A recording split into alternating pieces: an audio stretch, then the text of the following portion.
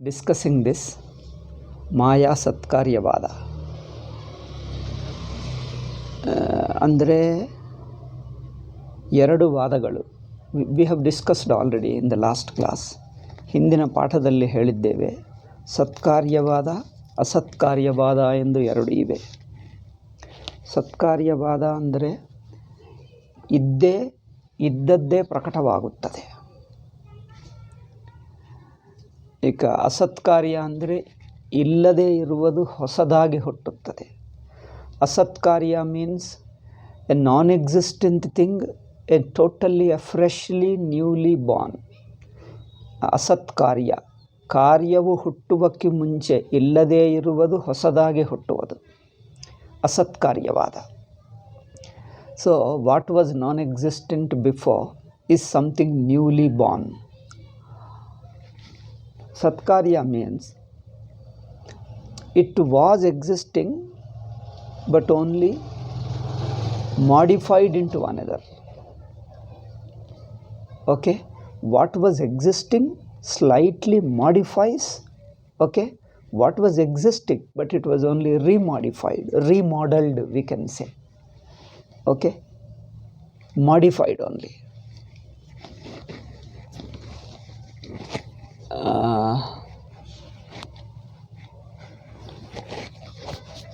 So here Sankhya's say to vastubhutasyaiva pradhanasya.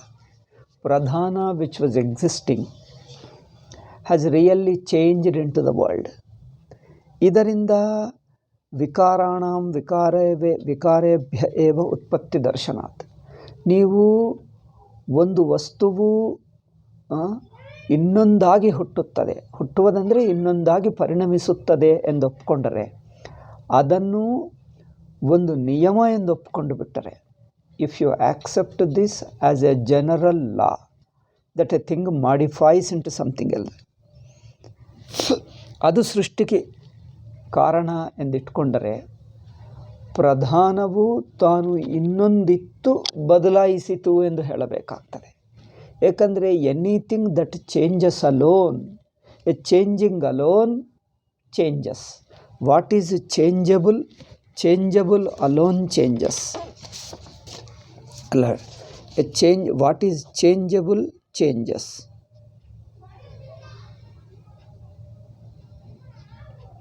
ಅಂದರೆ ಮಾರುವ ಸ್ವಭಾವವಿರುವುದೇ ಮಾರುತ್ತದೆ.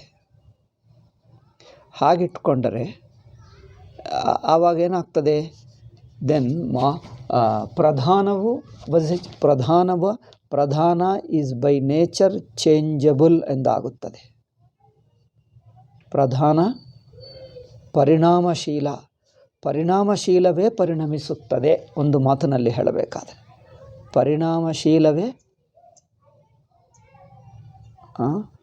ಪರಿಣಾಮಶೀಲವೇ ಪರಿಣಮಿಸುತ್ತದೆ.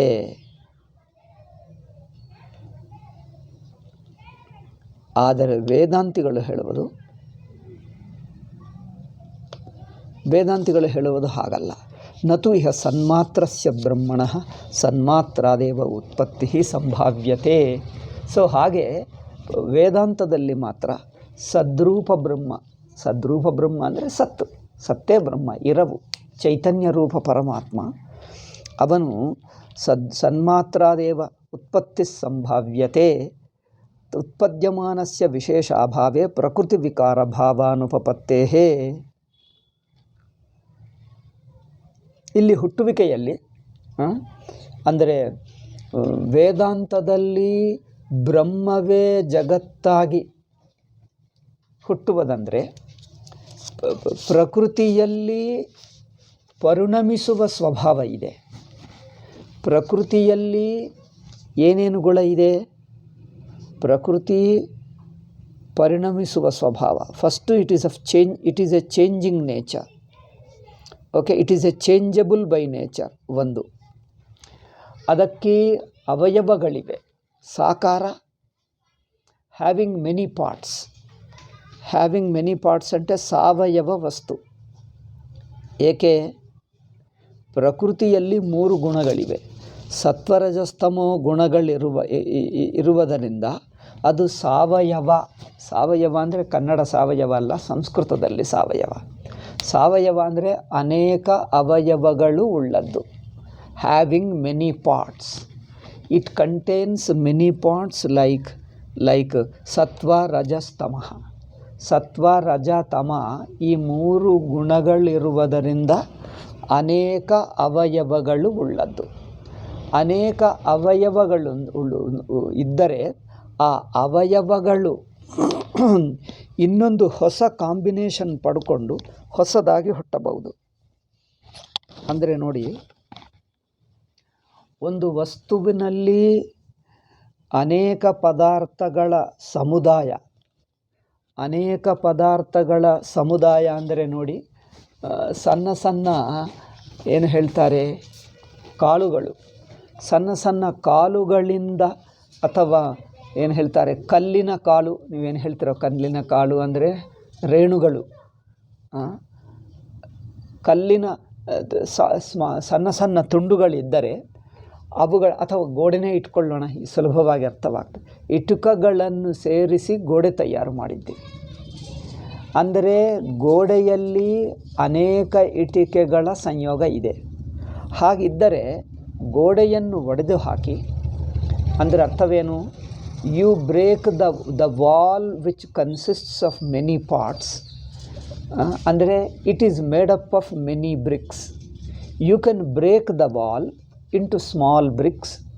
ಗೋಡೆಯನ್ನು ಸಣ್ಣ ಸಣ್ಣ ತುಂಡುಗಳಾಗಿ ಒಡೆದು ಹಾಕಿ ಆ ತುಂಡುಗಳನ್ನು ಮತ್ತೆ ಸೇರಿಸಿ ಇನ್ನೊಂದು ವಸ್ತುವಾಗಿ ತಯಾರು ಮಾಡಬಹುದು. ಅಂದರೆ ಯಾವ ವಸ್ತುವಿನಲ್ಲಿ ಇಟ್ಕೆನೂ ಅಷ್ಟೇ, ಇಟ್ಟಿಗೆಯನ್ನು ಒಡೆದು ಹಾಕಿದ್ದರೆ ಸಣ್ಣ ಸಣ್ಣ ಸಣ್ಣ ಸಣ್ಣ ತುಂಡುಗಳಾಗ್ತವೆ. ಆ ತುಂಡುಗಳಿಗೆಲ್ಲ ಸಿಮೆಂಟ್ ಸೇರಿಸಿಬಿಟ್ರೆ ಇನ್ನೊಂದು ಇಟ್ಟಿಗೆ ಆಗಿಬಿಡ್ತದೆ. ಅಂದರೆ ಯಾವ ವಸ್ತುವು ಅನೇಕ ಸಣ್ಣ ಸಣ್ಣ ಪದಾರ್ಥಗಳ ಸಂಯೋಗದಿಂದ ತಯಾರಾಯಿತೋ ಅದರ ಒಳಗೆ ಸಣ್ಣ ಸಣ್ಣ ವಸ್ತುಗಳಿವೆ. ಅಥವಾ ಬಟ್ಟೆ ನೋಡಿ, ಅನೇಕ ದಾರಗಳನ್ನು ಸೇರಿಸಿ ಬಟ್ಟೆ ತಯಾರು ಮಾಡಿದ್ದೀವಿ. ಹಾಗೆ ಅನೇಕ ಸಣ್ಣ ಸಣ್ಣ ವಸ್ತುಗಳ ಕೂಡಿಕ ಅಂದರೆ ಸಂಯೋಗದಿಂದ, ಕೂಡಿಸುವುದರಿಂದ ಒಂದು ವಸ್ತು ತಯಾರಾದರೆ ಆ ವಸ್ತುವನ್ನು ಒಡೆದು ಹಾಕಿ ಮತ್ತೆ ಸಣ್ಣ ಸಣ್ಣ ವಸ್ತುಗಳಾಗಿ ಉಳಿಸಿ ಅವುಗಳನ್ನು ಮತ್ತೆ ಸೇರಿಸಿಬಿಟ್ಟರೆ ಇನ್ನೊಂದು ವಸ್ತು ಅಂದರೆ ಇನ್ನೊಂದು ಡಿಸೈನ್. ಅಂದರೆ ಸಣ್ಣ ವಸ್ತುಗಳು, the small particles, like if A thing consists of many particles, it can be broken into the particles and those particles can be recombined to become another object. ಅಲ್ಲವೇ? ಒಂದು ದೊಡ್ಡ ವಸ್ತುವು ಅನೇಕ ಸಣ್ಣ ಸಣ್ಣ ಪದಾರ್ಥಗಳ ಸಂಯೋಗದಿಂದ ಸೇರುವಿಕೆಯಿಂದ ಆಗಿದ್ದಾದರೆ ಇಟಿಕೆಗಳೆಲ್ಲ ಸೇರಿಕೊಂಡು ಗೋಡೆ ಹೇಗೆ ಆಯಿತೋ ಹಾಗಿದ್ದರೆ ಗೋಡೆಯನ್ನು ಒಡೆದು ಹಾಕಿ ಅಂದರೆ ಸಣ್ಣ ಸಣ್ಣ ಇಟಿಕೆಗಳು ಮಾಡಿಬಿಟ್ಟು ಆ ಇಟಿಕೆಗಳ ಮತ್ತೆ ಅವುಗಳ ಸೇರುವಿಕೆಯಿಂದ ಇನ್ನೊಂದು ಗೋಡೆ ಇನ್ನೊಂದು ಬಗೆಯಾಗಿ ಡಿಸೈನ್ ಮಾಡಬಹುದು. So if A creation is like A wall which consists of many small parts, small particles, we can break it into smaller pieces. Those small particles can be recombined to become another object. So this is how a creation is. If Prakriti consists of many parts, all those parts combine into one object. In fact, Sankhya say like this. Sankhyaru ಹೀಗೆ ಹೇಳ್ತಾರೆ. ಅಂದರೆ ಸತ್ವರಜಸ್ತಮೋ ಗುಣಗಳು ಅನೇಕ ತುಂಡುಗಳಾಗಿ ಅವುಗಳ ವಿವಿಧ ಪರಿಮಾಣಗಳಲ್ಲಿ ಸಂಯೋಗವಾಗಿ ವಿವಿಧ combination ಇನ್ different proportion, ವಿವಿಧ ಪಾಲುಗಳಲ್ಲಿ ಅವುಗಳ ಸೇರುವಿಕೆಯಿಂದ ಪದಾರ್ಥಗಳು ಹುಟ್ಟುತ್ತವೆ. ಹುಟ್ಟಿದ ಪ್ರತಿಯೊಂದು ಪದಾರ್ಥ ಮತ್ತೆ ಒಡೆದು ಹಾಕಿ ಮತ್ತೆ ಇನ್ನೊಂದು ಪದಾರ್ಥ ಮಾಡಬಹುದು, ಅದು ಒಡೆದು ಹಾಕಿ ಇನ್ನೊಂದು ಮಾಡಬಹುದು, ಅದು ಇನ್ನೊಂದಾಗಿ ಹೀಗೆ ಅನೇಕ ಅವಯವಗಳ ಸೇರುವಿಕೆಯಿಂದ ತಯಾರಾಗಿರುವ ವಸ್ತುವು ಮತ್ತೆ ಮತ್ತೆ ಇನ್ನೊಂದು ಹೀಗೆ ಎಷ್ಟಾದರೂ ಬದಲಾಯಿಸುತ್ತಾ ಇರಬಹುದು. ಇದು ಸಾಂಖ್ಯರ ಸೃಷ್ಟಿ. ಸತ್ಕಾರ್ಯ ಅಂದರೆ ಹೀಗೆ.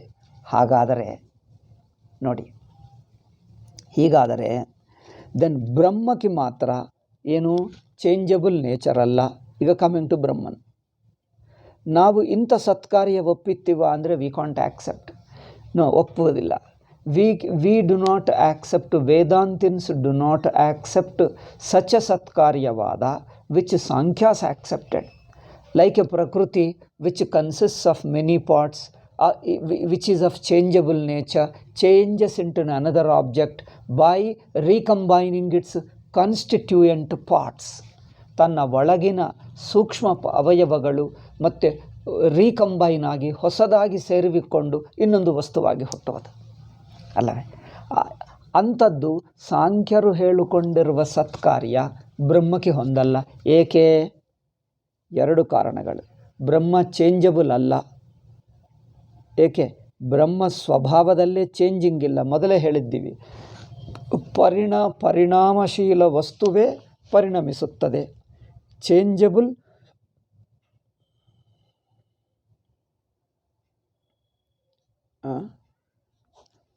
ಪರಿಣಾಮಶೀಲ ವಸ್ತುವೇ ಪರಿಣಮಿಸುತ್ತದೆ. ಬ್ರಹ್ಮ ಸ್ವಭಾವದಿಂದ ಚೇಂಜ್ಲೆಸ್.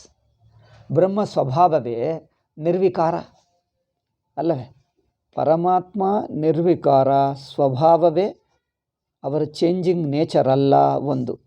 2ನೇ ಕಾರಣವೇನು? ಏಕೆ ಚೇಂಜಿಂಗ್ ನೇಚರ್ ಅಲ್ಲ? ಏಕೆ ವಿಕಾರಶೀಲ?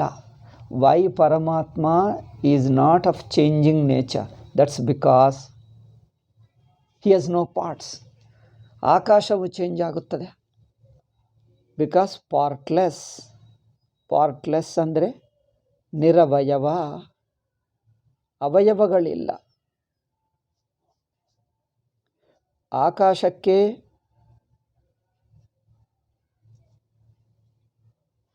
ಆಕಾಶವು ಹೇಗೆ ನಿರವಯವವೋ,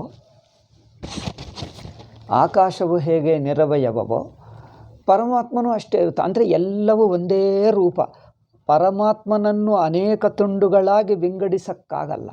ಆಕಾಶವನ್ನು ಅನೇಕ ತುಂಡುಗಳಾಗಿ ವಿಂಗಡಿಸಿ ಆ ತುಂಡುಗಳನ್ನೆಲ್ಲ ಮತ್ತೆ ಸೇರಿಸಿ ಇನ್ನೊಂದು ಡಿಸೈನ್ ಮಾಡಬಹುದಾ? ಆಗಲ್ಲ. ಏಕೆ? Can we divide the Akasha into various parts and recombine those parts to make it into another design? Not possible. Because Akasha is indivisible into parts. ಆಕಾಶವು ವಿಭಜನಕ್ಕೆ ಯೋಗ್ಯವಲ್ಲ. ಇಂಡಿವಿಸಿಬಲ್. ಏಕೆ ಇಂಡಿವಿಸಿಬಲ್? It is partless. ಅದಕ್ಕೆ ನಿರವಯವವಾಗುವುದರಿಂದ ವಿಭಾಜನಕ್ಕೆ ಯೋಗ್ಯವಲ್ಲ. ಹಾಗೆ ಪರಮಾತ್ಮ ಇರುವಿನ ಸ್ವರೂಪ, ಅರಿವಿನ ಸ್ವರೂಪ. ಇರುವಿನ ಸ್ವರೂಪವಾದ ಪರಮಾತ್ಮ who is by his very nature existence and consciousness doesn't contain any parts. ಅವಯವಗಳಿಲ್ಲ, ವಿಕಾರಶೀಲತಾ ಇಲ್ಲ. ಇದ್ದರೆ ಆಗುತ್ತಿತ್ತು. ದೆನ್ ಆವಾಗ ಸತ್ಕಾರ್ಯವಾದ ಒಪ್ಪಕ್ಕಾಗಲ್ಲ. ಇದು ಬ್ರಹ್ಮದಲ್ಲಿ ಸತ್ಕಾರ್ಯ ಹೇಳಕ್ಕಾಗಲ್ಲ. ಸತ್ಕಾರ್ಯ ಅಂದ್ರೇನು? ಅದೇ ಇನ್ನೊಂದು ರೂಪವಾಗಿ ಪರಿಣಮಿಸುವುದು ಅಂಥದ್ದಿಲ್ಲ. No changing possible. Therefore then ಇನ್ನೊಂದು ರೂಪವಾಗಿ ಪರಿಣಮಿಸಲ್ಲ. ತಾನು ಬದಲಾಯಿಸಿ ಇನ್ನೊಂದು ಆಗುತ್ತದೆ ಅಂದರೆ ಹಾಗಲ್ಲ. ಏಕೆ? ತನಗೆ ಬದಲಾವಣೆ ಇಲ್ಲ. ತಾನು ಎಂದಿಗೂ ಅದೇ ಇರುತ್ತಾನೆ. ಪರಮಾತ್ಮ ಸ್ವರೂಪವೇ ನಿರ್ವಿಕಾರ ಅಂದರೆ ಕೂಟಸ್ಥ ನಿತ್ಯ. ಪಾರ್ಟ್ಲೆಸ್ ನಿರವಯವ. ಅವಿಭಾಜ್ಯ ಅಂದರೆ ವಿಂಗಡ ಮಾಡೋಕ್ಕಾಗಲ್ಲ. You can not divide it. He is partless and is also ನಿರ್ವಿಕಾರ. ಅಂಥ ಪರಮಾತ್ಮ ಜಗತ್ತಾಗಿದ್ದಾನೆ ಅಂದರೆ ಹೇಗೆ ಆಗುತ್ತಾನೆ? ಆಗಲ್ಲವಲ್ಲ. ಹೌದು. మరి ಉಪನಿಷತ್ತು ಹೇಳ್ತಾನೆ ಇದೆ, ಪರಮಾತ್ಮನೇ ಜಗತ್ತಾಗಿದ್ದಾನೆ ಅಂದರೆ ಹಾಗೆ ಹೇಳೋದು. ಅಂದರೆ ಪರಮಾತ್ಮ ಜಗತ್ತಾಗಿ ತೋರುವುದಾದರೂ ಬದಲಾಯಿಸಿದ್ದನ ಒಂದು ಚೂರು ಬದಲಾಯಿಸಿದ್ದರಲ್ಲವೇ ತೋರ್ಕೊಳ್ತಾನೆ.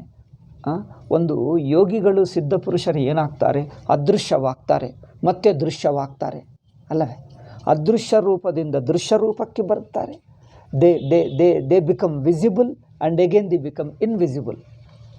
ಕೆಲವು ಯೋಗೀಸ್ with their yogic power they become visible and again become invisible. Or let us take water ನೀರಾಗಿ ತೋರುವಾಗ it appears. ಅದು ಆವಿಯಾಗಿ ಬಿಟ್ಟರೆ ತೋರಲ್ಲ. when water ಈಸ್ ಆವಿ. When water is in the form of vapours, when water is in the form of vapour it becomes invisible ಅಲ್ಲವೇ. Then water ಆಗಿದ್ದರೆ ಕಂಡು ಬರ್ತದೆ, ಅಂದರೆ ದ್ರವರೂಪವಾಗಿದ್ದರೆ ಲಿಕ್ವಿಡ್ ವಾಟರ್. ಅದಕ್ಕೋಸ್ಕರ ಸೈಂಟಿಸ್ಟ್ ಏನು ಹೇಳ್ತಾರ ಗೊತ್ತಾ, ವಾಟರ್ ಎಂದು ಹೇಳಲ್ಲ, ಲಿಕ್ವಿಡ್ ವಾಟರ್ ಎಂದು ಹೇಳ್ತಾರೆ. ಲಿಕ್ವಿಡ್ ವಾಟರ್ ಏನಪ್ಪ, ವಾಟರ್ ಅಂದರೆ ಲಿಕ್ವಿಡ್ ಅಲ್ಲವೇ? ಅಲ್ಲ. Water can be in 3 forms. Water 3 ರೂಪಗಳಲ್ಲಿರಬಹುದು. ಲಿಕ್ವಿಡ್ ವಾಟರ್ ಇರಬಹುದು, ಆವಿ ರೂಪ ಇರಬಹುದು, ಮಿಂಜುಗಡ್ಡೆ ಇರಬಹುದು. ಆದ್ದರಿಂದ 3 ವಾಟರ್ ಎಂದು ಹೇಳ್ತಾರೆ ಅವರು. Water can be in liquid form, in vapor form, in vapors, in the form of vapors, or it can be in the form of an ice. So ಅದೆಲ್ಲ ಬಿಡು, ನಾವು ಎರಡೇ ಮಾತಾಡ್ತೀವಿ, ಲಿಕ್ವಿಡ್ ವಾಟರ್ ಆ್ಯಂಡ್ ಆವಿ. ಆವಿ ಇದ್ದರೆ ಕಂಡು ಬರಲ್ಲ, ಇನ್ವಿಸಿಬಲ್ ಅಲ್ಲವೇ, ಅದೃಶ್ಯ ಆಗುತ್ತದೆ. ಆವಿ ರೂಪವಾಗಿದ್ದರೆ ಮೊದಲು ಕಂಡು ಬರ್ತದೆ, ಆವಿ ಆದಾಗ ಸ್ವಲ್ಪ ಹೊತ್ತೆ ನಂತರ ಅದು ಹೋಗುತ್ತದೆ, ಕಂಡೇ ಬರಲ್ಲ, ಸುಮ್ಮನೆ ಗಾಳಿ ಆಗಿಬಿಡ್ತದೆ. ಸ್ವಲ್ಪ ಹೊತ್ತು ಕಂಡು ಬಂದು ಈಗ ಅದೃಶ್ಯ ಆಗಿಬಿಡ್ತದೆ. ಸೊ ಅದೃಶ್ಯ ಆಗುತ್ತದೆ. ದ್ರವ ರೂಪದಲ್ಲಿದ್ದರೆ ಕಂಡು ಬರ್ತದೆ ಅಲ್ಲವೇ, ದೃಶ್ಯ. ಹೀಗೆ ಅದೇ ನೀರು ಆವಿ ರೂಪದಲ್ಲಿ ಅದೃಶ್ಯ, ಜಲರೂಪದಲ್ಲಿ ದೃಶ್ಯ. The same water is invisible as vapours but visible as liquid water, as liquid, as water. ನಾವು ಡಸ್ ಪರಮಾತ್ಮ change like that, visible invisible? ಆಕಾಶವನ್ನು ಲಿಕ್ವಿಡ್ ಮಾಡಿಬಿಟ್ಟು ಮಾಡಬಹುದಾ? ಆಕಾಶವು ಅದೃಶ್ಯ ಆಯಿತು. ಲಿಕ್ವಿಡ್ ಮಾಡಿದರೆ ದೃಶ್ಯ ಮಾಡೋಕ್ಕಾಗಲ್ಲ. ನೀರು ಹೇಗೆ ತಾನೇ ಬದಲಾಯಿಸಿ ತೋರ್ಕೊಳ್ತದೋ ಪರಮಾತ್ಮ ಹಾಗೆ ತೋರ್ಕೊಳ್ಳಲ್ಲ. ಹಾಗೆ ಏಕೆ ಬದಲಾಯಿಸಲ್ಲ? Paramatma doesn't change like vapours. ವಾಯುವನ್ನೇ ಕಂಪ್ರೆಸ್ ಮಾಡಿದ್ದರೆ ಏನಾಗುತ್ತದೆ? ಲಿಕ್ವಿಡ್ ಆಗುತ್ತದೆ. ವಾಯುವನ್ನು ಲಿಕ್ವಿಡ್ ಮಾಡ್ಬೋದು ಗೊತ್ತಾ? ಅದೇ ಆವಿಯನ್ನು ನೋಡಿದ್ದೀವಲ್ಲ, ಆವಿಯನ್ನೇ ಕಂಪ್ರೆಸ್ ಮಾಡಿಬಿಟ್ಟರೆ ನೀರಾಗಿ ಬಿಡ್ತದೆ. ನೀರನ್ನು ಕಂಪ್ರೆಸ್ ಮಾಡಿದರೆ ಮಿಂಜುಗಡ್ಡೆ ಆಗುತ್ತದೆ. ಮಿಂಜುಗಡ್ಡೆನನ್ನು ಕರಗಿಸಿದ್ದರೆ ನೀರಾಗ್ತದೆ. ನೀರನ್ನು ಕರಗಿಸಿಬಿಟ್ರೆ ಆವಿ ಆಗುತ್ತದೆ. ಹಾಗೆ ಪ್ರಕೃತಿ ಆಗಬಹುದು, ಪ್ರಕೃತಿ ಜಗತ್ತಾಗಬಹುದು, ಜಗತ್ತು ಮತ್ತೆ ಪ್ರಕೃತಿ ಆಗಬಹುದು. ನೀರು ಆವಿ ಆಗುತ್ತದೆ, ಆವಿ ನೀರು ಆಗುತ್ತದೆ. Water can become vapour, vapour can become water. Can Paramatma become like that? First he was a Paramatma, later he becomes Jagat and Jagat becomes Paramatma, Paramatma transforms into Jagat. ಅಂಥದ್ದಾಗಲ್ಲ. ಅದು ಆಗಲ್ಲ ಎಂದು ಹೇಳುವುದಕ್ಕೆ ಇಷ್ಟೆಲ್ಲ ಕಷ್ಟಪಟ್ಟು ಚರ್ಚೆ ಮಾಡಿ ಮಾಡಿ ಮಾಡಿ ಮಾಡಿ. ಏಕೆಂದರೆ ಏನಾಗುತ್ತಾ ಇಲ್ಲ ಅದು ತಿಳಿಸಬೇಕು. ಏಕೆಂದರೆ there is no change in ಪರಮಾತ್ಮ. ವೈ? ಪರಮಾತ್ಮ ಸ್ವರೂಪವೇ ಅನ್ಚೇಂಜಬಲ್. ಪರಮಾತ್ಮ ಸ್ವರೂಪವೇ ಆಕಾಶ ಹಾಗೆ ಚೈತನ್ಯ ಸ್ವರೂಪ ಇದ್ದಾನೆ. ಚೈತನ್ಯ ಸ್ವರೂಪ, ಇರುವಿನ ಸ್ವರೂಪ ಇನ್ನೊಂದು ಏನಾಗಲಿ ಆಗಕ್ಕಾಗಲ್ಲ. ಮತ್ತು ಜಗತ್ತಾಗಿ ತೋರುತ್ತಾ ಇದ್ದಾನೆ ಎಂದು ಶಾಸ್ತ್ರ ಹೇಳ್ತದಲ್ಲ. ಅಂದರೆ ಅನಿಸಿಕೆಯೇ ಹೊರತು ತನ್ನ ಕಡೆಯಿಂದ ಏನು ಪರಿವರ್ತನೆ ಇಲ್ಲ. ಆಕಾಶ ಡಸಂಟ್ ಚೇಂಜ್. ಆಕಾಶದಲ್ಲಿ ನೀವೇನಾದರೂ ಆಕಾರಗಳು ನೋಡಬಹುದು. ಅದು ಹೇಗೆ? ಒಂದು ಪರದೆ ಇದೆ ನೋಡಿ, ಒಂದು ಪರದೆ, ಒಂದು ಏನದು ಪರದೆ ಹೇಳ್ತಾರೆ, ಪರದೆ. ಪರದೆಯಲ್ಲಿ ನೀವು ಮಧ್ಯದಲ್ಲಿ ಒಂದು ಚತುರ್ಭುಜ ಆಕಾರ ಕಟ್ ಮಾಡಿ, ಚೌಕ ಪರದೆ ಇದೆ ನೋಡಿ, ಮಧ್ಯದಲ್ಲಿ ಒಂದು ಕಡೆ ಚೌಕ ಕಟ್ಟು ಮಾಡಿ, ನಿಮಗೆ ಚೌಕ ಖಾಲಿ ಕಂಡು ಬರ್ತದೆ ಅಲ್ಲವೇ? ಮತ್ತು ಇನ್ನೊಂದು ಕಡೆ ರೌಂಡಾಗಿ ಗೋಲಾಕಾರ ವೃತ್ತಾಕಾರವನ್ನು ಕಟ್ಟು ಮಾಡಿ, ಮಂಡಲಾಕಾರ. ಸಂಸ್ಕೃತದಲ್ಲಿ ಮಂಡಲ ಹೇಳ್ತೀವಿ. ಮಂಡಲದಲ್ಲಿ ಕತ್ತರಿಸಿದರೆ ಮಂಡಲ. ಇನ್ನೊಂದು ಕಡೆ ತ್ರಿಭುಜ ಕಟ್ ಮಾಡಿ ತ್ರಿಭುಜ ಆಗುತ್ತದೆ. ಇನ್ನೊಂದು ಅರ್ಧ ಚಂದ್ರ ಕತ್ತರಿಸಿ ಅರ್ಧ ಚಂದ್ರ ಕಂಡು ಬರ್ತದೆ. ಒಂದು ಬಟ್ಟೆ ಇಷ್ಟು ದೊಡ್ಡ ಪರದೆ ಇದ್ದರೆ you cut the screen or you can say a cloth in the middle of the cloth, one place you cut it into in a triangular shape. Cut and take out the paper, take out the cloth. ಆ ಕ್ಲಾತನ್ನು ತೆಗೆದು ಬಿಡಿ, ಒಂದು ತ್ರಿಭುಜಾಕಾರ ಕಂಡು ಬರ್ತದೆ. ಇನ್ನೊಂದು square ಚತುರ್ಭುಜ ಆಕಾರ, ಅದು ಕತ್ತರಿಸಿ ಬಟ್ಟೆ ಬಿಸಾಕಿ. Throw away the cloth by cutting into ಚತುರ್ಭುಜ. ಟೇಕ್ ಅನದರ್ ಇಂಟು ಎ ಗೋಲಾಕಾರ, a round shape, a circular. Another one is a crescent, ಅರ್ಧಚಂದ್ರಾಕಾರ. ಆಯಿತಾ? 4 ಆಯಿತು. ಈ 4 ಆಕಾರಗಳು ಕತ್ತರಿಸಿ ಹಾಕಿದ್ದೀವಲ್ಲ, ಅಲ್ಲಿ ಏನಿದೆ ಆ ಕತ್ತರಿಸಿದ್ದು ಏನದು? ನಿಮಗೆ ಅರ್ಧಚಂದ್ರಾಕಾರ ಕಂಡು ಬರುವುದು ಏನು? ಬಟ್ಟೆನ ಬಟ್ಟೆ ಇಲ್ಲವಲ್ಲ, ಕತ್ತರಿಸಿ ಬಿಸಾಕಿದ್ದೀವಿ. ನಿಮಗೆ ಅರ್ಧಚಂದ್ರ ಏನು ಕಂಡು ಬರ್ತದೆ? ಖಾಲಿ, ಅಲ್ಲಿ ಏನಿಲ್ಲ. ಏನಿಲ್ಲದೆ ಕಂಡು ಬರ್ತದೆ. ಹೌದು, ಅದು ಅಧ್ಯಾರೋಪ. ಬಟ್ಟೆಯನ್ನು ಮೇಲೆ ಕೆಳಗೆ ಉಟ್ಕೊಂಡು ಮಧ್ಯದಲ್ಲಿ ಕತ್ತರಿಸಿ ಬಿಟ್ಟರೆ ಖಾಳಿಯೂ ಒಂದು ಆಕಾರವಾಗಿ ಕಂಡು ಬರ್ತದೆ. ನೋಡಿದ್ದೀರಾ? ಖಾಳಿ ತ್ರಿಭುಜವಾಗಿ ಕಂಡು ಬರ್ತದೆ. ನೀವು ಕೇಳಬಹುದು, ತ್ರಿಭುಜಾಕಾರವಾಗಿ, ಚತುರ್ಭುಜಾಕಾರವಾಗಿ, ಗೋಲಾಕಾರವಾಗಿ, ಅರ್ಧಚಂದ್ರಾಕಾರವಾಗಿ ಏನು ಕಂಡು ಬರ್ತಾ ಇದೆ? ಬಟ್ಟೆ ಹೇಳ್ತೀವ? ಬಟ್ಟೆ ಇಲ್ಲವಲ್ಲ. ನೋ, ಬಟ್ಟೆ ಅಲ್ಲ. ನಾವು what is it that is appearing in a round shape, triangular shape, square shape and also crescent shape? What is it that is appearing in those various shapes? Is it the cloth you mean that is appearing? Because the cloth, we cut those parts.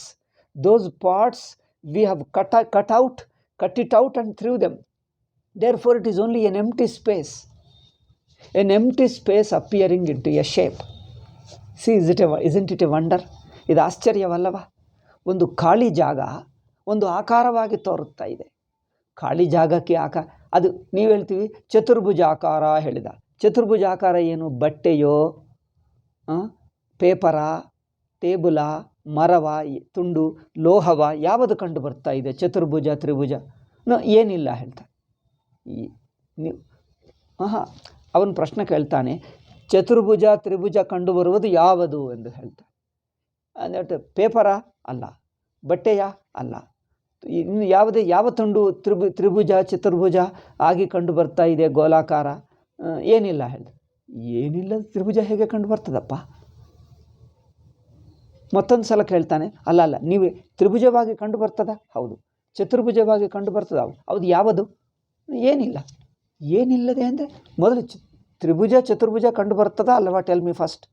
Do you see the triangle square or not? Yes, I see the triangle and square. What is it that is appearing as a triangle? Tell me. ಇನ್ನೂ ಏನಿಲ್ಲ. ಏನಿಲ್ಲಕ್ಕೆ ತ್ರಿಭುಜ ಬರುತ್ತದೆ? ಏನಪ್ಪ, ಖಾಳಿಗೆ ತ್ರಿಭುಜ, ಖಾಳಿಗೆ ಚತುರ್ಭುಜ, ಖಾಳಿಗೆ ಗೋಳಾಕಾರ ಬರ್ತದೆ? ಹೌದು ಅಂದೇನು. ಖಾಳಿಗೆ ಚತುರ್ಭುಜ ಏನಪ್ಪ? ಖಾಳಿ ಅಂದರೆ ಏನಿಲ್ಲ. ಏನಿಲ್ಲದಕ್ಕೆ ಆಕಾರ ಹೇಗೆ ಬರ್ತದೆ? ಆಯಿತಾ? ಅದು ಭ್ರಮೆ.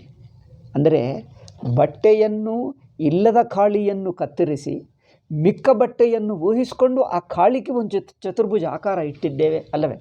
ಈ ಕೈ ಇಲ್ಲಿ ಪಕ್ಕಕ್ಕೆ ತಂದು ಬಿಡ್ತೀವಿ, ಇಟ್ಟರೇನು ಒಂದು ಚತುರ್ಭುಜ ಅಲ್ಲವೇ? ಹೀಗಿದ್ದರೆ ಗೋಲಾಕಾರ, ಏನೋ ಆಕಾರ ನೋಡ್ತೀವಲ್ಲ. ಕೈ ತಂದು ಬಿಟ್ಟರೆ ಏನೋ ಒಂದು ಆಕಾರ. ಅಂದರೆ ಖಾಳಿ ಇದ್ದರೂ ಖಾಳಿಗೆ ಒಂದು ಆಕಾರ ಬರ್ತದೆ ಇನ್ನೊಂದು ವಸ್ತುಗಳಿಂದ. ಅಂದರೆ ಇದು ಕೇವಲ ಅಧ್ಯಾರೋಪ. ಬಟ್ಟೆಯಲ್ಲಿರುವ ಆಕಾರವನ್ನು ಖಾಳಿಯಲ್ಲಿ ಅಧ್ಯಾರೋಪ ಮಾಡಿ ಖಾಳಿಗೆ ಆಕಾರವಿದ್ದಂತೆ ನೋಡ್ತೀವಿ. ಒಂದು ಮಡಿಕೆ ಇದೆ, ಮಡಿಕೆ ಒಳಗೆ ಆಕಾಶ ಹೇಗಿರುತ್ತದೆ? ಗೋಲಾಕಾರ ಆಕಾಶ. ಆಕಾಶಕ್ಕೆ ಆಕಾರ ಇರ್ತದೆ. ಮಡಿಕೆ ಒಳಗೆ if you look at the pot space, the space within the pot, it looks that space has got a round shape because the pot is round. So ಮಡಿಕೆಯ ಗೋಲಾಕಾರವನ್ನು ಆಕಾಶ ಮೇಲೆ ಅಧ್ಯಾರೋಪ ಮಾಡಿ ಆಕಾಶವು ಗೋಲಾಕಾರ ಎಂದು ಮಾಡಿದ್ದು. ಅಥವಾ ಮಣ್ಣಿನ ಮಡಿಕೆ ಇಂದು ಉದ್ದ ಸಿಲಿಂಡ್ರಿಕಲ್ ಅಂದರೆ ಏನು? ಉದ್ದ ಪಾತ್ರವನ್ನು ಮಾಡಿ.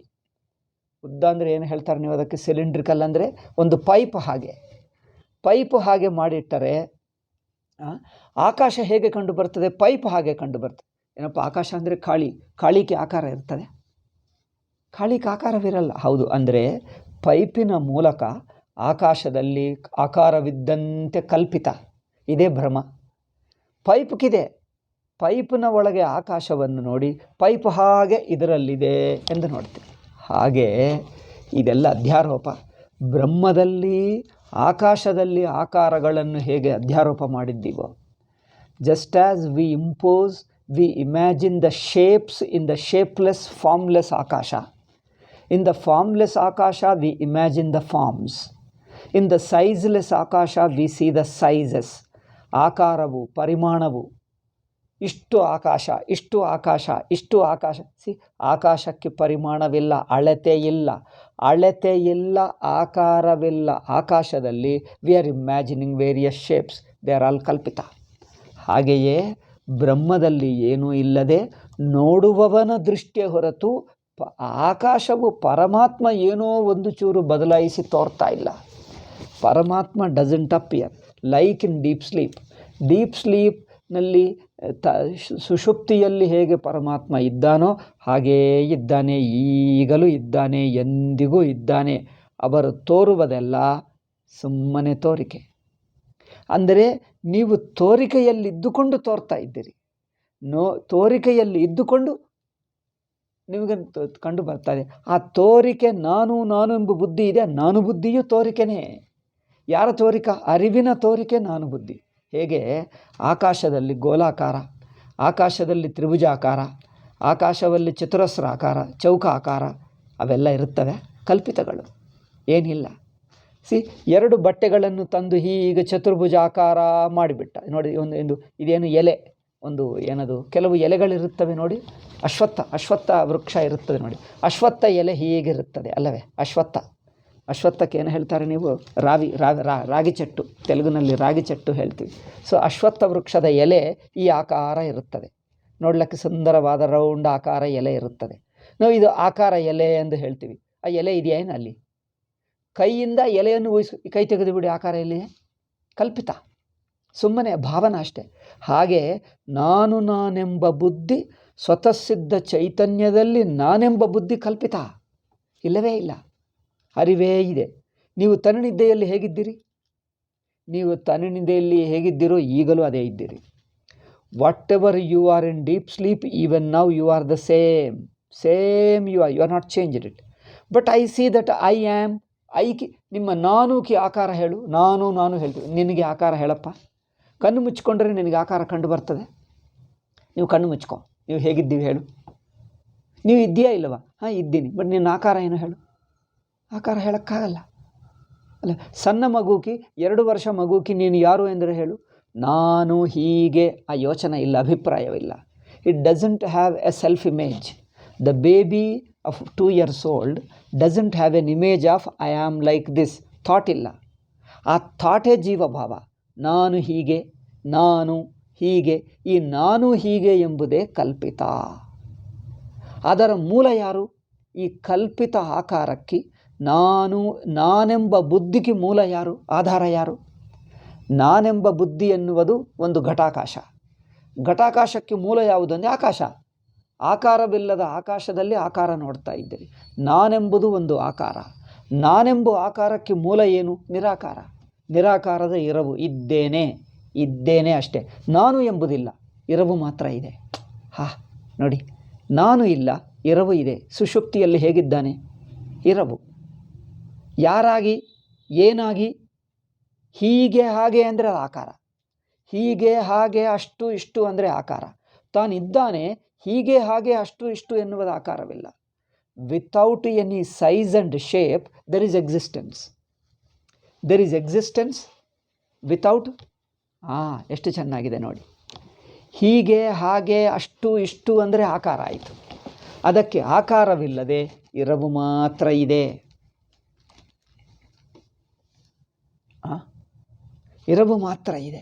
ಇರವಿಕೆ ಅದು ಅಖಂಡವಾಗುವುದರಿಂದ ಅಷ್ಟು ಇಷ್ಟು ಏನು ಹೇಳೋಕ್ಕಾಗಲ್ಲ, ಎಲ್ಲವೂ ತಾನೇ. Whole thing is it self.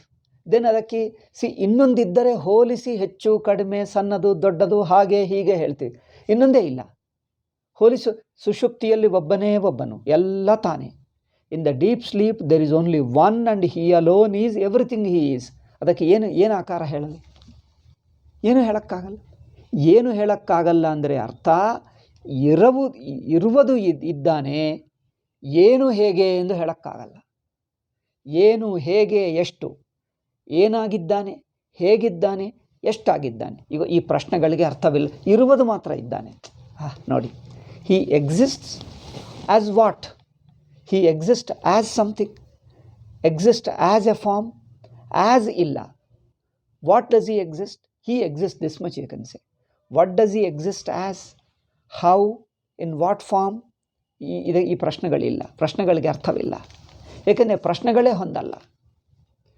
ಈ ಪ್ರಶ್ನೆಗಳು ಅವರು ಹೇಗಿದ್ದಾನೆ, ಎಷ್ಟಿದ್ದಾನೆ, ಯಾವ ರೂಪದಲ್ಲಿದ್ದಾನೆ ಒಂದೇ ಒಂದು. ಸುಷುಪ್ತಿಯಲ್ಲಿ ಇರವು ಅಷ್ಟೇ, ಇರವೇ ಸ್ವರೂಪ. ಅದು ಬ್ರಹ್ಮ. ಈ ನಾನೆಂಬುದು ಎಚ್ಚರದಿಂದ ಸುಷುಪ್ತಿಯನ್ನು ನೋಡುವಕ್ಕೆ ಪ್ರಯತ್ನ ಮಾಡ್ತಾ ಇದ್ದೀವಿ. ಅದಕ್ಕೋಸ್ಕರ ಅರ್ಥವಾಗ್ತಾ ಇಲ್ಲ. ನಾನು ಎಚ್ಚರದಲ್ಲಿ ಈ ನಾನು ಬುದ್ಧಿ ಇಟ್ಕೊಂಡು ಈ ನಾನು ಯೋಚನೆ ಮಾಡ್ತಾ ಇದೆ, ಸುಷುಪ್ತಿಯಲ್ಲಿ ಹೌದೌದು ಎಲ್ಲ ಖಾಲಿ ಖಾಲಿ ಇದೆ ಅಲ್ಲವೇ ಅಂದರೆ ಖಾಲಿ ಖಾಲಿ ಇದೆ ಅಲ್ಲವೇ ಅಂದರೆ ಅದು ಬುದ್ಧಿ ಯೋಚನೆ ಮಾಡ್ತಾ ಇದೆ, ಹಾಗೂ ಅದು ಬುದ್ಧಿ, ಹಾಗೂ ಅದು ಅಹಂಬುದ್ಧಿ. ಆ ಅಹಂಬುದ್ಧಿ ನುಂಗಿಬಿಟ್ಟಿದೆ ಸುಷುಪ್ತಿ. ಸುಷುಪ್ತಿಯನ್ನು ಎಚ್ಚರ ವ್ಯಕ್ತಿ ಊಹಿಸ್ಕೊಳ್ತಾ ಇದ್ದಾನ, ಎಚ್ಚರವೇ ನುಂಗಿಬಿಟ್ಟಿತ ನೋಡಿ. Is sushupti imagined as a blank? If you think sushupti is a blank, it is the waking mind that is imagining. It is the waking individuality that is imagining deep sleep. Okay? Now let the waking individual not imagine the deep sleep. ಜಾಗ್ರತ್ತಿನ ವ್ಯಕ್ತಿ, ಜಾಗ್ರತ್ತಿನ ಅಹಂಬುದ್ಧಿ ಅಥವಾ ವ್ಯಕ್ತಿ ಸುಷುಪ್ತಿಯನ್ನು ಊಹಿಸ್ಕೊಂಡರೆ ಏನಿಲ್ಲ, ಖಾಲಿ ಖಾಲಿ. ಈಗ ಇದು ಇದೆಲ್ಲ ಊಹ ಆಯಿತು. ಇದು ಖಾಲಿ ಅಲ್ಲಪ್ಪ. ಏಕೆ ಖಾಲಿ ಅಲ್ಲ? ಸುಷುಪ್ತಿಯಲ್ಲಿ ನಾನು ಹಾಗಿದ್ದೇನೆ ಹೀಗಿದ್ದೇನೆ ಎಂದು ಎಚ್ಚರದಲ್ಲಿ ಇದೆ ಅಲ್ಲವೇ? ಎಚ್ಚರದಲ್ಲಿ ಹೀಗೆ ಹಾಗೆ ಎಂಬುವ ರೂಪವನ್ನೇ ನುಂಗಿಬಿಟ್ಟ. ಇಲ್ಲ, ಸುಷುಪ್ತಿಯಲ್ಲಿ ಅವನು ಹೇಗಿದ್ದಾನೆ? ತಾನೇ ಸುಷುಪ್ತಿ. ಅದರಿಂದ ನಾನು ನನ್ನನ್ನು ಊಹಿಸ್ಕೊಳ್ಳಕ್ಕಾಗಲ್ಲ. ಸುಷುಪ್ತಿ ಅಂದರೆ ನೀವು ಊಹಿಸ್ಕೊಂಡಿದ್ದಲ್ಲ. ಏಕೆ? ಅದು ನೀನೇ. ನಿನ್ನನ್ನು ನೀನು ಹೇಗೆ ಊಹಿಸ್ಕೊಳ್ತೀವಿ? ನಿನ್ನನ್ನು ನೀನು ಊಹಿಸ್ಕೊಳ್ಳಕ್ಕಾಗಲ್ಲ. You can't imagine yourself. You can't think of yourself. Because the very thinker can't be thought of. Thinker cannot be thought of. You are the very thinker. ಅಲ್ಲವೇ? ಆದ್ದರಿಂದ ಸುಷುಪ್ತಿಯಲ್ಲಿ, ಸುಷುಪ್ತಿ ಅಂದರೆ ನೀವು ಹೋಗುವುದಲ್ಲ, ಅದು ಇನ್ನೊಂದಲ್ಲ. ಜಾಗ್ರತ್ತಿನ ವ್ಯಕ್ತಿ ಮುಳುಗಿ ಹೋದ. ಯಾರಲ್ಲಿ ಮುಳುಗಿ ಹೋಯಿತೋ ಅದು ಸುಷುಪ್ತಿ. ತಾನು. ಅದರಿಂದ ತಾನಿಗೆ ಇದ್ದಾನೆ ಅಷ್ಟೇ. ಹೇಗೆ ಇದ್ದಾನೆ? ಈಗ ಅದರ ಕುರಿತು ಏನು ಯೋಚನೆ ಇಲ್ಲ. ಹಾಗೆ ಹೀಗೆ ಅಷ್ಟು ಇಷ್ಟು, ಒಳ್ಳೆಯವನು ಕೆಟ್ಟವನು, ಸಬ್ಜೆಕ್ಟು ಆಬ್ಜೆಕ್ಟು, ನಾನು ನೋಡುವವನು ತಿಳಿಯುವವನು ಗೊತ್ತಾಗುವುದು, ಇದು ಯಾವುದೂ ಇಲ್ಲ. ನೋಡುವವನು ನೋಡಲ್ಪಡುವುದು, ತಿಳಿಯುವವನು ತಿಳಿಯಲ್ಪಡುವುದು, ಯಾವ ಥಾಟ್ ಇಲ್ಲ. ಜಸ್ಟ್ ಇದ್ದಾನೆ ಇದ್ದಾನೆ ಇದ್ದಾನೆ, ತಾನೇ ತಾನೇ ತಾನು. ಅದಕ್ಕೆ ಆಕಾರವಿಲ್ಲ, ಸೈಜ್ ಇಲ್ಲ, ಎಷ್ಟು ಎಂಬುದಿಲ್ಲ, ಇರವು. ಆ ಇರವಿನ ಸ್ವತಃ ಸಿದ್ಧ ಸ್ವರೂಪ ಇದೆ ನೋಡಿ, ಅದೇ ತನ್ನ ನಿಜ ಸ್ವರೂಪ. ಈಗ ಈ ಮಾತಾಡುವ ನಾನು ಇದೆಯಲ್ಲ, ಈಗ ಇದು ನಾನಲ್ಲ, ಇದು ನನ್ನ ನಿಜ ಸ್ವರೂಪವಲ್ಲ. ಈ ಮಾತಾಡುವ ನಾನು ಅದು ತಾತ್ಕಾಲಿಕ ರೂಪ, ಇನ್ನೊಂದು ಸಾಪೇಕ್ಷ ರೂಪ.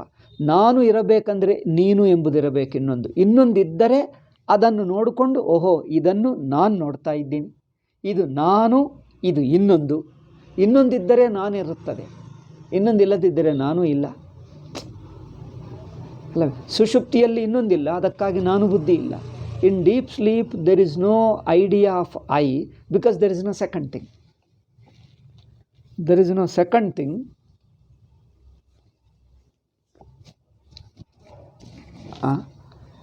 If there were second thing, then you have a thought of I.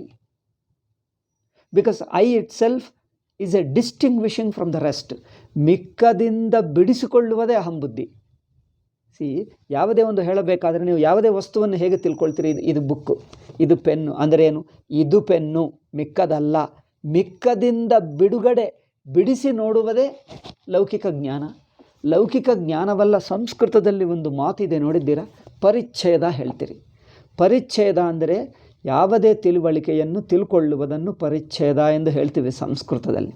ಅಂದರೆ ಏನು? ಇದು ಪೆನ್ನು ಎಂದು ಹೇಳಬೇಕಾದರೆ ಮಿಕ್ಕದಿಂದ ಬಿಡಿಸಿ, ಇದನ್ನು ಪಕ್ಕಕ್ಕೆ ಬಿಡಿಸಿ ಇದು ಎಂದು ಹೇಳಿಬಿಡ್ತೀವಿ.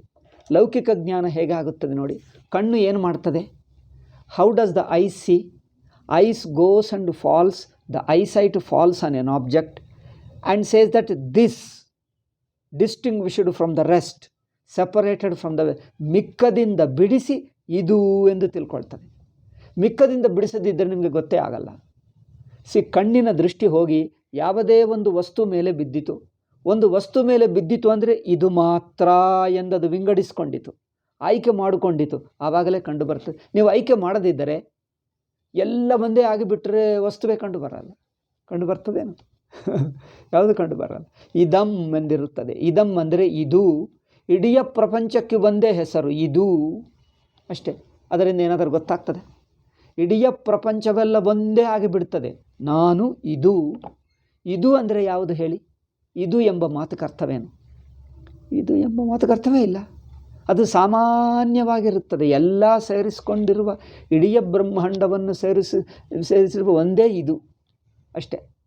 ಆ ಇದು ಅಂದರೆ ಯಾವುದು? ಪುಸ್ತಕ ರೂಪ ತಾಳಿದ್ದರೆ ಇದು ಪುಸ್ತಕ, ಇದು ಪೆನ್ನು, ಇದು ಗೋಡೆ, ಇದು ಟೇಬಲ್, ಇದು ಪುಸ್ತಕ, ಇದು ಬಟ್ಟೆ, ಇದಕ್ಕೆ ಒಂದು ರೂಪ ಬಂದುಬಿಟ್ರೆ ಇದಾಗ್ತದೆ. ರೂಪ ಹೇಗಾಗುತ್ತದೆ ಹೇಳಿ? How do you see a particular form? You have to distinguish it, demarcate it, isolate it from the rest.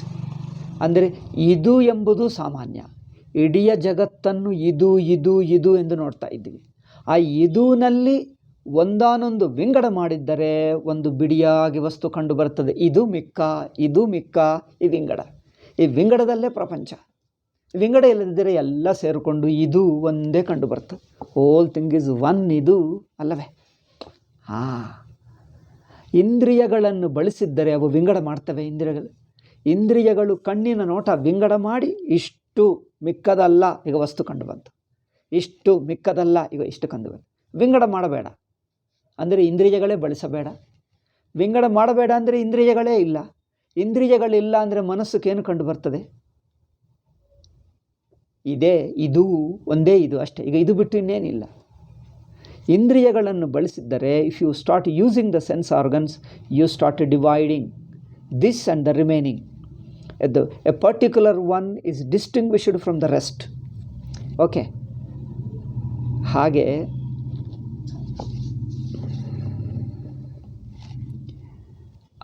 ಈಗ ಇದು ಎಂದು ಹೇಳಬೇಕಾದರೆ ನಾನು ಎಂದಿರಬೇಕು. ನಾನಿದ್ದರೆ ಇದು ಎಂದು ಹೇಳ್ತೀವಿ, ಇದು ಇದ್ದರೆ ನಾನು ಎಂದು ಹೇಳ್ತೀವಿ.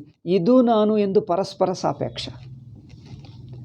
ಇದು ಎಂದು this, the idea of this is related to idea of me, I. The idea of I is in contrast with idea of you, idea of this.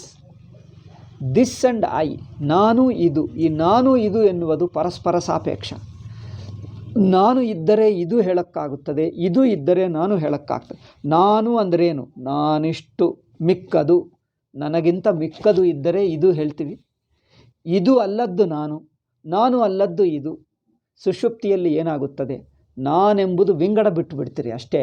ನೀವು ನಿದ್ದೆ ಹೋಗುವುದಂದರೆ going to sleep doesn't mean you are going to another place or another experience. You watch this, ಇದನ್ನು ಗಮನಿಸಿ. ನೀವು ಎಚ್ಚರದಲ್ಲಿರುವವನು ಸುಷುಪ್ತಿಗೆ ಹೋಗ್ತಾ ಇದ್ದಾನೆ ಅಂದರೆ ಎಲ್ಲಿಗೆ ಹೋಗ್ತಾ ಇದ್ದಾನೆ ಗಮನಿಸಿ.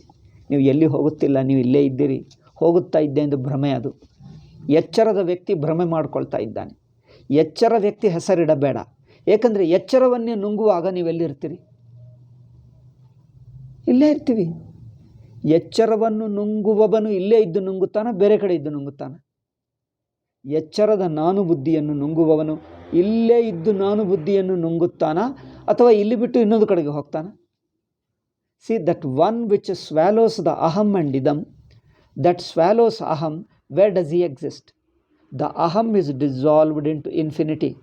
ನಾನೆಂಬುದು, ನಾನು ಅಂದರೆ ಇದು ಎಂದು, ಇದು ನಾನು ಎಂಬುದು ಒಂದಾನೊಂದು ಪ್ರತ್ಯೇಕವಾಗಿ ಪ್ರತ್ಯೇಕತ ರೂಪಕ್ಕೆ ನಾನು ಹೇಳ್ತೀವಿ.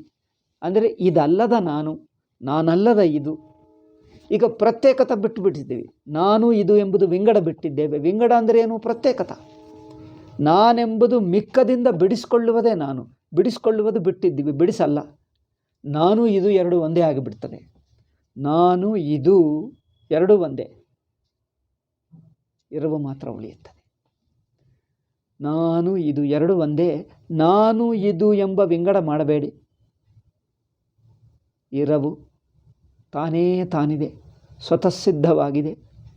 ಅದರಲ್ಲಿ ನಾನು ಬುದ್ಧಿಯನ್ನು ತಾನೇ ನುಂಗಿಬಿಟ್ಟಿತು, ಇದು ಬುದ್ಧಿಯನ್ನು ತಾನೇ ನುಂಗಿಬಿಟ್ಟು. ಯಾವಾಗ ನುಂಗುತ್ತದೆ? ಯಾವಾಗೆಂಬುದೇನಿಲ್ಲ. ಏಕೆ? ಅಹಂ ಬುದ್ಧಿಗೆ ಕಾಲ ಇದೆ. ಜಾಗ್ರದ ಅವಸ್ಥೆಯಲ್ಲಿರುವ ಅಹಂ ಬುದ್ಧಿಗೆ ಕಾಲ ಇದೆ. There is a time only from the stand point of I notion within the waking state. It is the waker who has got an I notion. Waking person, waking individual has a I notion. It is the I notion that can think of time, that can imagine time, that can experience time. ಅಹಂ ಬುದ್ಧಿಗೆ ಕಾಲಾನುಭವ ಇದೆ. ಅದರಿಂದ ಅಹಂ ಬುದ್ಧಿ ಪ್ರಶ್ನೆ ಮಾಡ್ತದೆ, ಯಾವಾಗ ನುಂಗುತ್ತದೆ? ನೋಡಿ, ಈ ಯಾವಾಗ ಪ್ರಶ್ನೆನೇ ಅಹಂ ಬುದ್ಧಿ. ಅಹಂ ಬುದ್ಧಿಯನ್ನೇ ನುಂಗಿದ್ದರೆ ಈಗ ಯಾವಾಗ ಪ್ರಶ್ನೆ ಕರ್ತವೇನು? ಯಾವಾಗೆನ್ನುವುದು ಕಾಲ. ಅಹಂ ಬುದ್ಧಿ ನುಂಗುವುದಂದರೆ ಕಾಲವನ್ನೇ ನುಂಗುವುದು. ಕಾಲವನ್ನು ನುಂಗುವುದು ಯಾವಾಗ ಎಂದು ಪ್ರಶ್ನೆ ಕರ್ತವೇನಪ್ಪ? ಕಾಲದಲ್ಲಿ ನುಂಗುವುದಲ್ಲ, ಕಾಲವನ್ನೇ ನುಂಗುವುದು.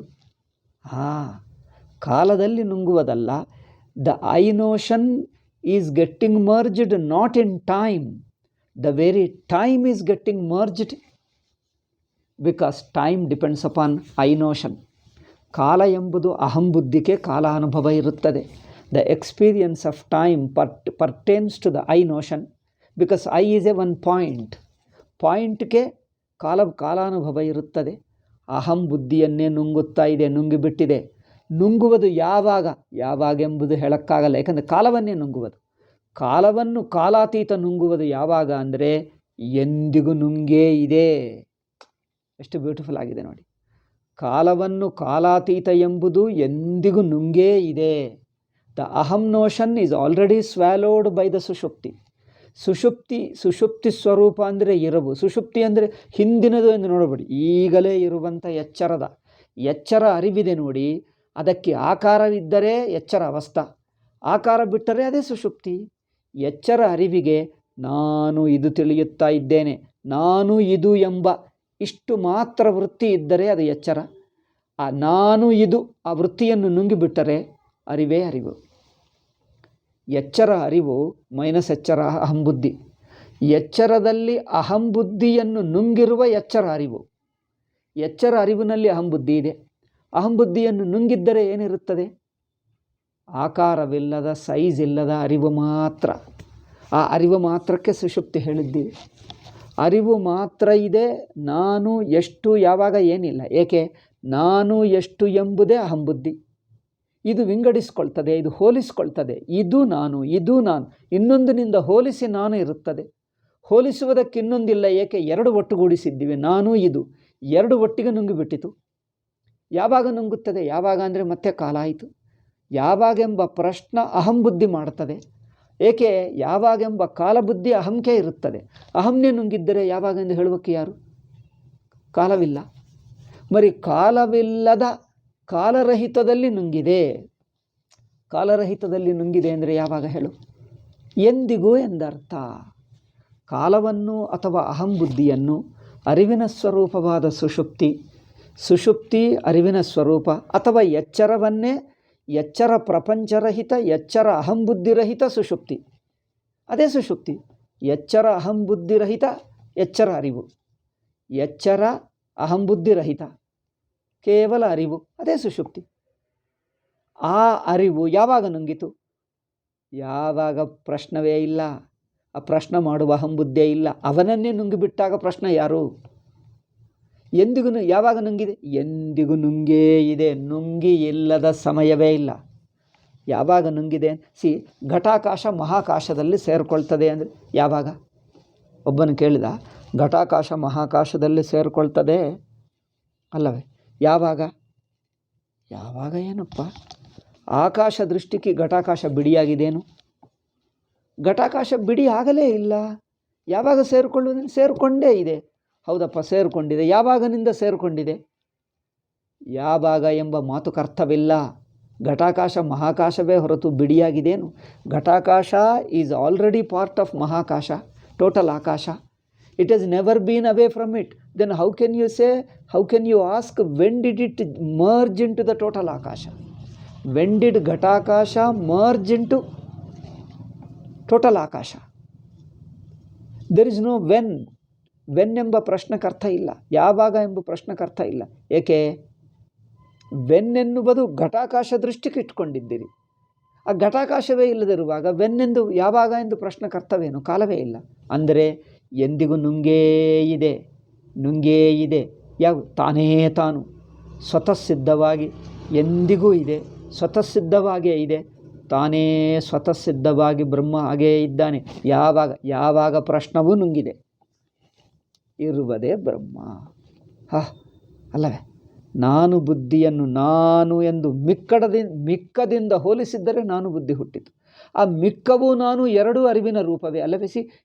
ಇದು ಅಂದರೆ ಎಲ್ಲಿದೆ? ಅರಿವಿನಲ್ಲೇ ಇದೆ ಅಲ್ಲ? ಎಚ್ಚರ ಅರಿವಿನಲ್ಲಿ. ನಾನೆಂಬುದು ಎಲ್ಲಿದೆ? ಎಚ್ಚರ ಅರಿವಿನಲ್ಲಿ. ಇದು ಎಲ್ಲಿದೆ? ಎಚ್ಚರ ಅರಿವಿನಲ್ಲಿ. ಆ ಎಚ್ಚರ ಅರಿವಿಗೆ ನಾನು ಇದು ಎರಡಿವೆಯಾ? ಅರಿವಿಗೆ ನಾನೆಂಬುದು ಆಕಾರವಿಲ್ಲ, ಇದು ಎಂಬ ಆಕಾರವಿಲ್ಲ. ಇದು ನಾನು ಎಂಬ ಎರಡು ಆಕಾರಗಳು ಹೇಗೆ ಹುಟ್ಟಿವೆ? ಅದರಿಂದ ಇದು, ಇದರಿಂದ ಅದು, ಅದರ ಅಪೇಕ್ಷದಿಂದ ಇದು, ಇದರ ಅಪೇಕ್ಷದಿಂದ ಅದು. The I notion is dependent on you, you notion is dependent on I and you and I and you and I, ಈ ಎರಡು ಒಂದೇ ಅರಿವಾಗಿಬಿಟ್ಟಿವೆ. ಒಂದೇ ಅರಿವಿನಲ್ಲಿ just merges into it. Merging ಯಾವಾಗ? ಮರ್ಜಿಂಗ್ ಎಂದು ಸುಮ್ಮನೆ ಹೇಳ್ತಾ ಇದ್ದೀವಿ. We simply say it is merging because ಸೇರಿಕೊಳ್ಳಬೇಕಂದ್ರೆ ಅದ್ವಿತೀಯ ಇದೆ ಅಷ್ಟೇ, ತಾನೇ ತಾನು ಅಖಂಡ ಅದ್ವಿತೀಯ.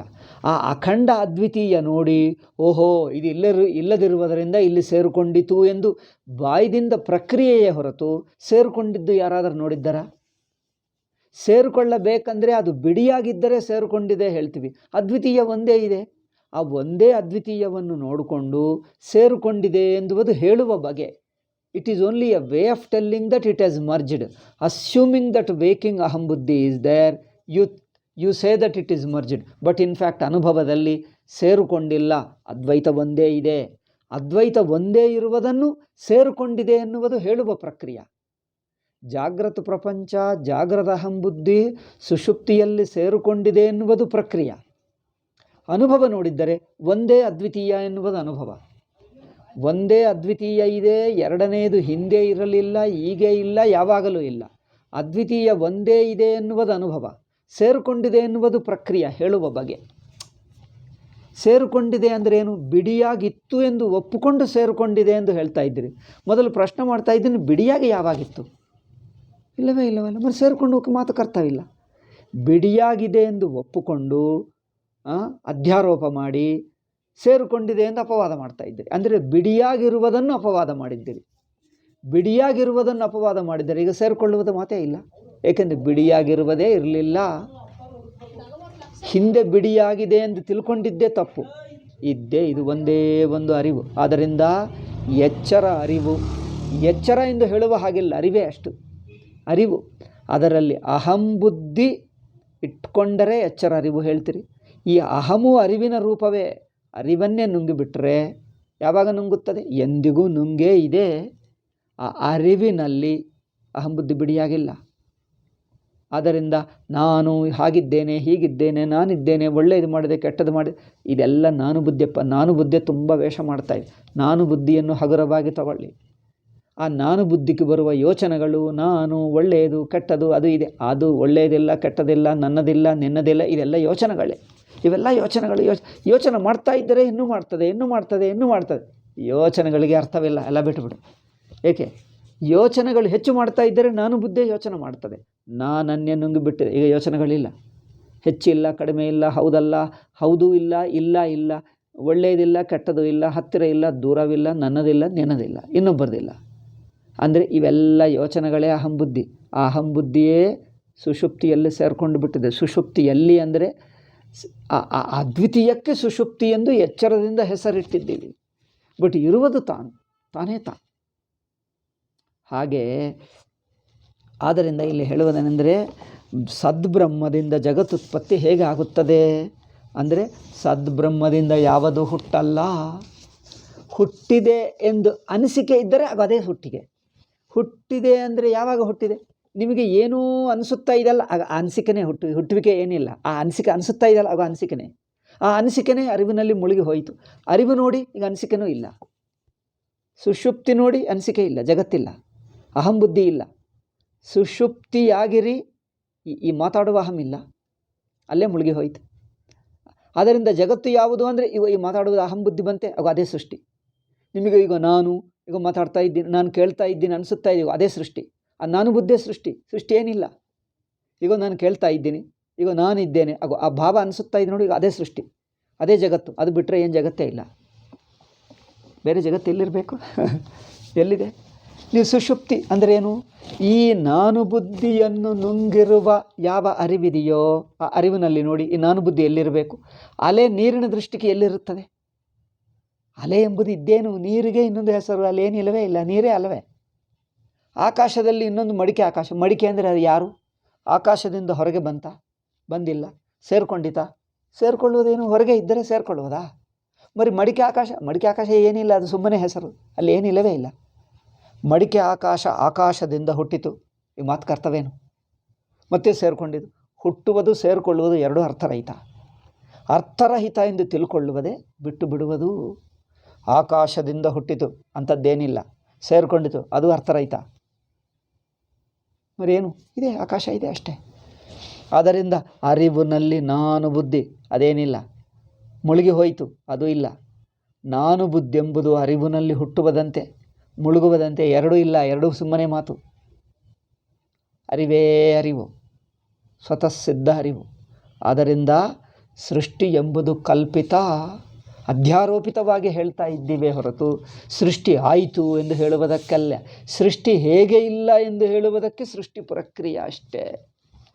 ಸೃಷ್ಟಿ ಹೇಗೆ ಇಲ್ಲ ಎಂದು ಹೇಳುವುದಕ್ಕೆ ಸೃಷ್ಟಿ ಆಗಿದ್ದಂತೆ ಒಪ್ಕೊಳ್ತಾ ಇದ್ದೀವಿ.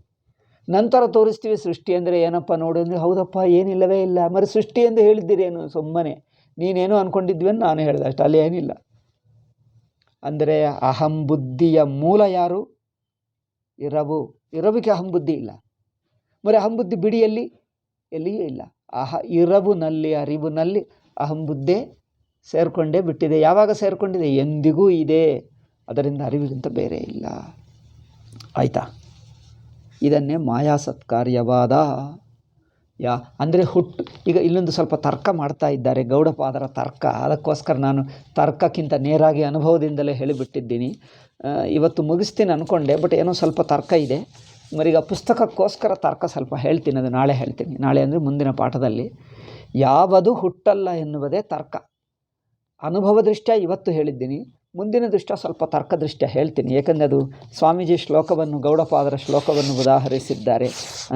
ಅದರಿಂದ ಯಾವುದು ಹುಟ್ಟುವುದಿಲ್ಲ, ಸ್ವತಃ ಸಿದ್ಧ ಅದ್ವಿತೀಯ ಬ್ರಹ್ಮದಿಂದ ಹುಟ್ಟುವಿಕೆ ಎಂಬ ಮಾತುಕೆ ಅರ್ಥವಿಲ್ಲ ಎನ್ನುವುದಕ್ಕೆ ಸ್ವಲ್ಪ ತರ್ಕ ಮಾಡಿ ಏನು ಹುಟ್ಟುವಿಕೆ ಇಲ್ಲ ಎಂದು ತೋರಿಸ್ತಾರೆ ಅಷ್ಟೇ. ಈ ಒಂದು ಮಾತು ಒಂದು 10 ನಿಮಿಷ ಇರಬಹುದು. ಅದು ಹೇಳಿಬಿಟ್ರೆ ಈಗ ನಾವು ಮುಂದಿನ ವಿಷಯಕ್ಕೆ ಹೋಗಬಹುದು.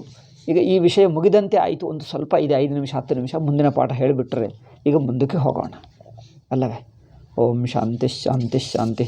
ಹರಿ ಓಂ ಶ್ರೀ ಗುರುಭ್ಯೋ ನಮಃ. ಹರಿ ಓಂ ತತ್ಸತ್.